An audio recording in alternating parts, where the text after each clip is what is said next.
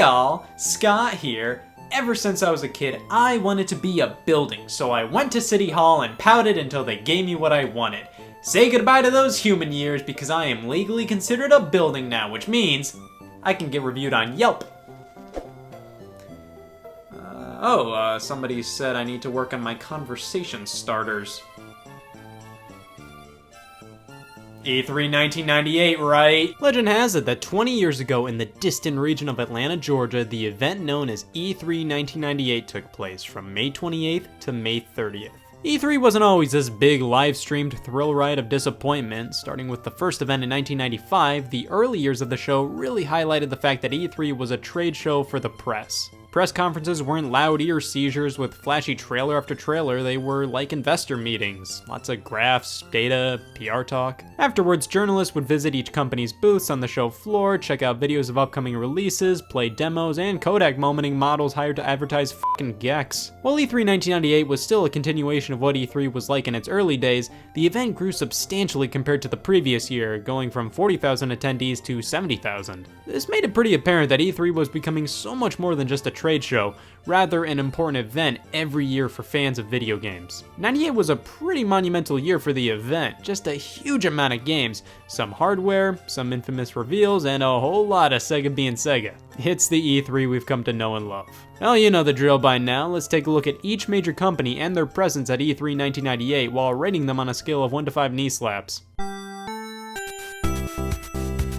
I love me some incompetency, and Sega just nailed it in this era. Each E3 we've looked at up until this point, they've just been floundering. Almost every opportunity they have had to make the Sega Saturn look good, here's Sonic R instead. To be fair, E3 1997's lineup wasn't bad at all. They actually brought quantity and quality to Saturn's library. Nothing to make anybody go, "One Saturn please," but decent enough to appease current owners of the system. But then President of Sega of America Bernie Stoller just couldn't help himself and spewed out, "The Saturn is not our future."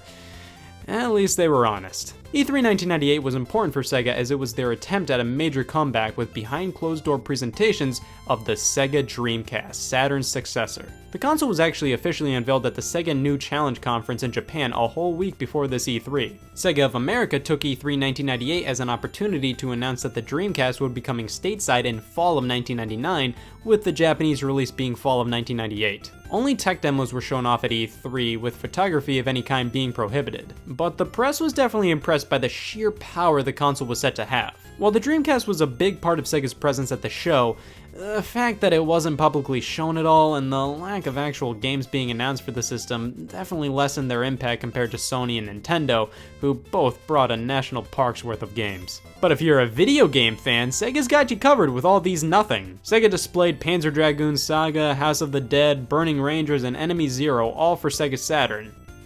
These games had all come out at this point. But hey, at least Sonic R has come to PC. The Sega Saturn was obviously on its way out, and while Sega's future console seemed promising, they had no games, both in terms of their present system and future system. No Dreamcast games were shown, only tech demos. While the system impressed many, Sega as a whole wasn't looking too good.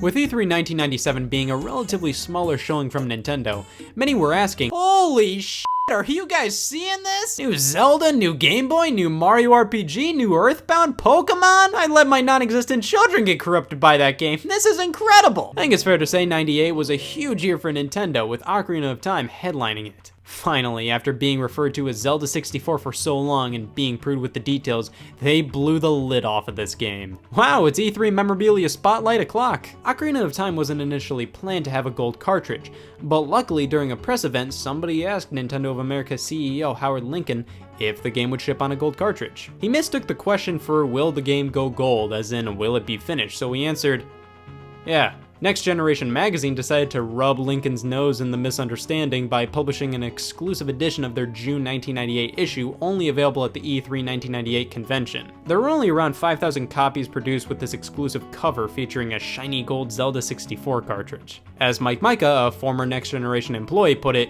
it was basically a way to remind Nintendo what was promised, and blam, what do you know. This issue was a really cool part of my collection, especially considering it was only available at E3 1998. It has a huge feature about Ocarina of Time and other spotlights on major games at the show. Lightning reflexes as well as a good head for exploration are what it takes to lead Zelda to victory. I love video games. The article consistently still refers to the game as Zelda 64 and also dishes on the supposed expansion pack for Ocarina of Time to be released on the Nintendo 64 DD. Since this issue was fairly limited, let's check out if it's a hotly desired item.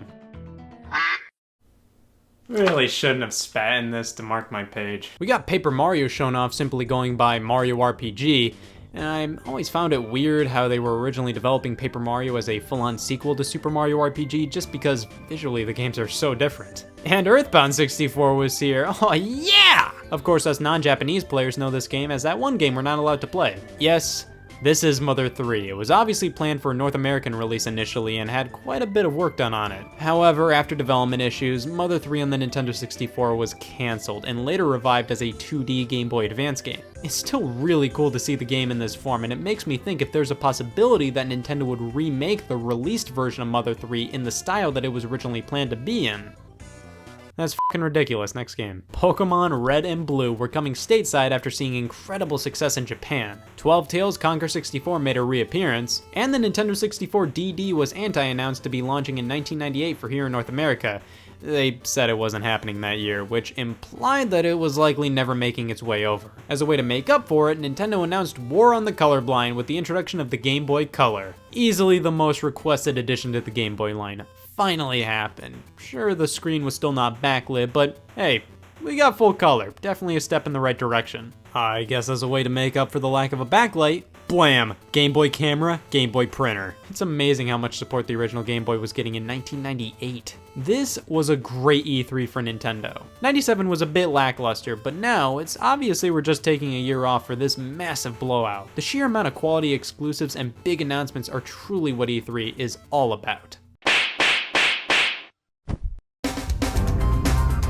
As the leading console manufacturer for this generation, Sony consistently had a strong E3 presence up to this point. While 98 was still pretty good for them, Nintendo definitely had them beat in terms of first-party exclusives. That's not to say Sony didn't break out the good stuff though. We got Crash Bandicoot Warped, Siphon Filter, Twisted Metal 3... But the big one this year was Spyro the Dragon, a full 3D world to explore on PlayStation, without fog, which the next generation guys were losing their minds over. Sony did have the power of the third-party publisher on their side, with Metal Gear Solid making its second E3 appearance, Silent Hill debuting, Final Fantasy VIII, Dead or Alive, and Parasite Eve. And with all these, it was pretty clear what console was the cream of the crop at the time. This year was just a bit less impressive than 97, but still was quite good. Sony really did mean business with the PlayStation, and nowhere was it more obvious than at E3.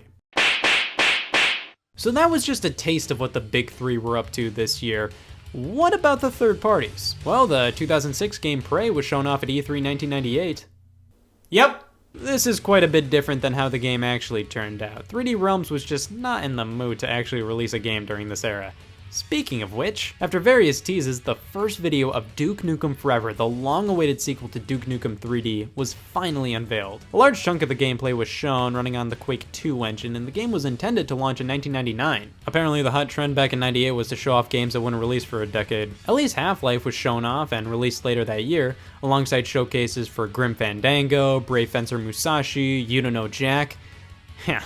This year is gonna be pretty hard to beat. Yeah, Sega f***ed, but Sony, Nintendo, and so many other third parties really brought their all this year. E3 1988 would be the second and last E3 to be held in Atlanta, Georgia, and thank God, because after E3 1997, I could go without saying this E3 was held in Atlanta, Georgia for a while. Some of the greatest and most beloved games of all time, new hardware, quantity and quality. I gotta be honest, at the time, this was the best E3 yet. You'll learn something at every E3. 98 taught me to keep my prized possessions safe from competitors like what Sega did with the Dreamcast. I wrote piss on this gallon of milk to make sure nobody drinks it.